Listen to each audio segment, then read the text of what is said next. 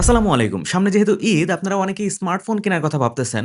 তো আজকে আমি সেরা ৪ টা স্মার্টফোন নিয়ে আসছি যেটা হচ্ছে ২০ থেকে ৳২৪,০০০ টাকার মধ্যে। এই সেম স্মার্টফোনগুলো কিন্তু ২ মাস আগেও কিছুটা কম প্রাইসে পাওয়া যাইত। যাই হোক, আজকে আমরা যে স্মার্টফোন নিয়ে কথা বলব সেটার রেগুলার প্রাইসও বলব, কোন ভেরিয়েন্টের প্রাইস কত এবং কোন শপে পাওয়া যাবে। কারণ এর আগে যতগুলো ভিডিও বানাইছি আপনারা এসে কমেন্ট করছেন, "ভাই এই দামে তো কোথাও পাচ্ছি না।" তাহলে নাম বলে দিলে মনে হয় ভালো হয় না?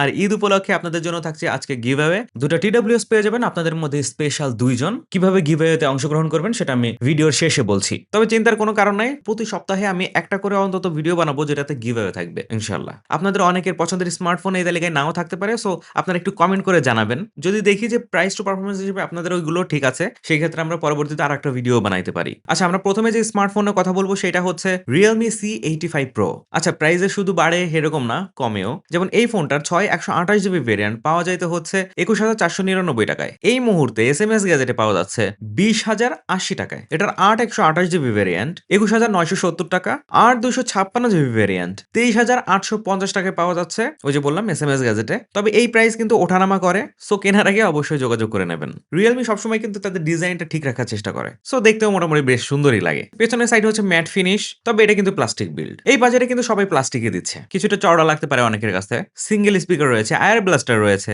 ডিসপ্লে হিসেবে ফোনটিতে রয়েছে 6.8 ইঞ্চির AMOLED ডিসপ্লে। অবশ্যই FHD প্লাস রেজোলিউশন এবং 120 হার্জ এর সাপোর্ট তো রয়েছেই। 4000 নিটস পিক ব্রাইটনেস রয়েছে। সো সহজে বুঝতে পারছেন আউটডোর আপনি ভালো ব্যাকআপ পাবেন। ওয়েট টাচ ফিচার কিন্তু রয়েছে। সো ভেজা হাতে আপনি ইজিলি চালাতে পারবেন। এটার কি সেলিং পয়েন্ট হচ্ছে 7000 mAh এর ব্যাটারি রয়েছে। আর বক্সে কিন্তু 45 ওয়াটের চার্জারও দিয়ে দিচ্ছে। আপনি যদি নরমাল ইউজার হন, এই ফোন দিয়ে ইজিলি আপনি 2 দিন তো ব্যাটারি ব্যাকআপ পেয়েই যাবেন। ডিজাইন দেখে কিন্তু ক্যামেরা 3টা মনে হইলেও এখানে আসলে হচ্ছে একটা সেন্সর রয়েছে। ক্যামেরার মতো যেগুলো দেখতে পাচ্ছেন সেটার একটা হচ্ছে ফ্লিকার সেন্সর, অন্যটি আয়ার ব্লাস্টার। এখানে রয়েছে 50 মেগাপিক্সেলের সেন্সর। ছবিগুলো হচ্ছে ন্যাচারাল কালার টোনে পাবেন। অনেক বেশি কালার বুস্টেড না। লো লাইট বা নাইট মোডে যে ছবিগুলো সেগুলো কিন্তু ডিসেন্টই পাবেন। আমার কাছে খারাপ লাগছে এই বাজেটে আসার পরেও সর্বোচ্চ এই ফোনটা দিয়ে 1080p 30 fps এ শুট করতে পারবেন। এবং চিপসেটটাও কিন্তু একটু পেছনের দিকে রয়েছে। স্ন্যাপড্রাগন 685। তবে স্ন্যাপড্রাগন প্রসেসর যারা পছন্দ করেন আপনারা সবাই জানেন এটা কিন্তু লং রানের জন্য খুবই ভালো একটা প্রসেসর এবং স্টেবল পারফরম্যান্স ধরে রাখার জন্য আরো রয়েছে LPDDR4X এর RAM, UFS 2.2 ও রয়েছে।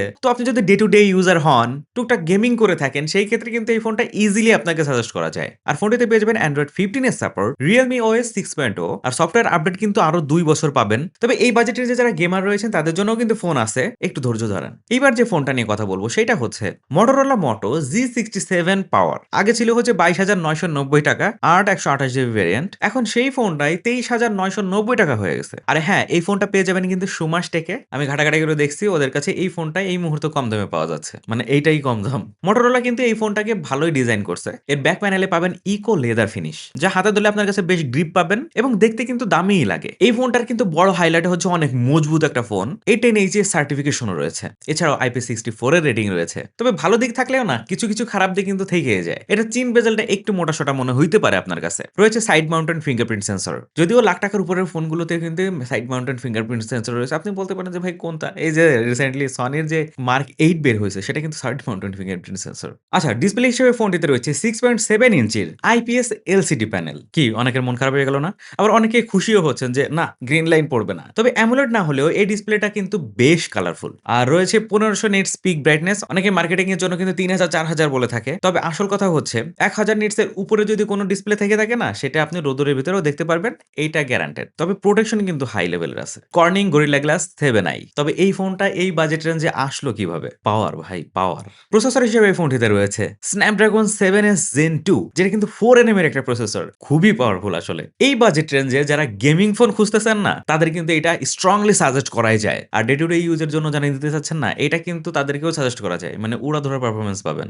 ব্যাটারি রয়েছে 7000 mAh এর। 30 ওয়াটের টার্বো পাওয়ার চার্জার পেয়ে যাবেন। একবার ফুল চার্জ করলে 10 ঘন্টা আপনি হেভিলি ইউজ করতে পারবেন। এটাতেও কিন্তু LPDDR4X এর RAM রয়েছে এবং UFS 2.2 স্টোরেজ টাইপ। রেয়ারের 3টা ক্যামেরা সেন্সর দেখা গেলেও একটা কিন্তু এর মধ্যে ডামি। মেইন সেন্সর হচ্ছে 50 মেগাপিক্সেলের। দিনের আলোতে এই ক্যামেরার ছবি বেশ ভালোই পাবেন। আর সাথে পেয়ে যাচ্ছেন 8 মেগাপিক্সেলের আলট্রা ওয়াইড সেন্সর। আর সেলফি ক্যামেরা হিসেবে পাচ্ছেন কিন্তু 32 মেগাপিক্সেলের সেন্সর। মানে বেশ ভালোই ছবি পাবেন। আরেকটা ব্যাপার কি জানেন? একটু আগে যে AMOLED ডিসপ্লের কথা বলছিলাম না? সেখানে কিন্তু AMOLED ডিসপ্লে পাইছেন ঠিকই, বাট সর্বোচ্চ রেকর্ড করা যাইতে হচ্ছে 1080p 30 fps এ। এইটাতে 4K 30 fps এ হাইয়েস্ট আপনি শুট করতে পারবেন। দেখেন কিছু কিছু জায়গায় আপনার ভালো না লাগলেও আবার কিছু কিছু জায়গা আছে যেখানে কিন্তু মানে ফাটায় দিচ্ছে পুরা। এটাতেও কিন্তু Android 15 পেয়ে যাবেন আউট অফ দ্য বক্স এবং 3 বছরের OS আপডেট পেয়ে যাবেন। মানে কি এখন মনে হচ্ছে না সেই সোনায় সোহাগা ডিল ভাই? আচ্ছা ২ নম্বরে যে ফোনটা রয়েছে সেটা হচ্ছে Samsung Galaxy M36 এই ফোনটার ৬ ১২৮ জিবি ভেরিয়েন্ট ২২,৯৯৯ টাকায় পেয়ে যাচ্ছেন রিও ইন্টারন্যাশনালে। এখানে হচ্ছে সবচাইতে কম রেটে পাওয়া যাচ্ছে। ডিজাইনের কথা আর কি বলবো?